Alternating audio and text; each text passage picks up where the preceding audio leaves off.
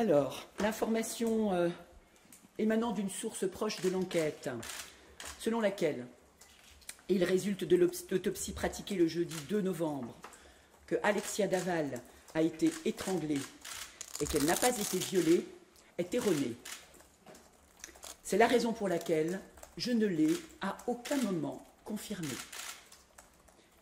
L'autopsie, si elle a été, comme je l'avais précisé antérieurement, concluante, ne permet pas à ce jour d'établir avec certitude les causes de la mort de la jeune femme, même s'il ne fait, hélas, aucun doute qu'on lui a volontairement donné la mort. C'est la raison pour laquelle, d'ailleurs, il avait été décidé de ne pas en communiquer les résultats dans l'immédiat.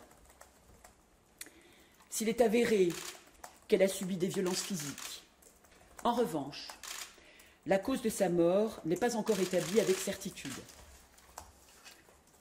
Son décès est probablement lié à une asphyxie, sans que l'on connaisse encore le mécanisme de cette asphyxie. Seuls les examens complémentaires permettront d'en savoir plus. De la même manière, il n'est pas possible, comme il l'a été dit, hélas, d'affirmer qu'elle n'a pas été violée. Là encore, des analyses sont en cours afin d'accréditer ou non l'existence d'un viol. Le plus bel hommage que l'on pourrait rendre à la mémoire de Alexia Daval serait de laisser les enquêteurs et la justice travailler dans la plus grande des sérénités, afin de ne pas obérer les suites de l'enquête et permettre d'interpeller le ou les auteurs de ce crime odieux.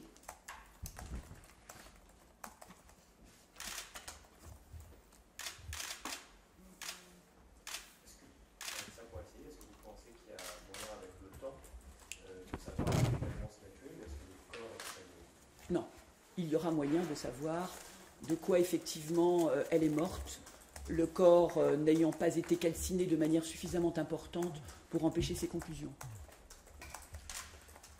Comment? À travers quel type d'examen? Ce sont des examens complémentaires, notamment des examens ce qu'on appelle d'anatomopathologie, qui permettent effectivement d'étudier, j'allais dire, les tissus en profondeur et de savoir avec beaucoup plus de certitude quelles sont les causes de la mort. Les causes de la mort, s'agissant par exemple de l'éventualité d'un viol, est-ce que concrètement on aura la possibilité de le savoir? De la même manière, on pourra savoir, vraisemblablement, il faut toujours rester prudent, mais on pourra vraisemblablement ou probablement savoir en effet si elle a ou non été violée à la suite de ces examens complémentaires. Est-ce que ces examens complémentaires peuvent retarder du coup la date des obsèques? Pas du tout. Ça n'a, je pense, aucun rapport.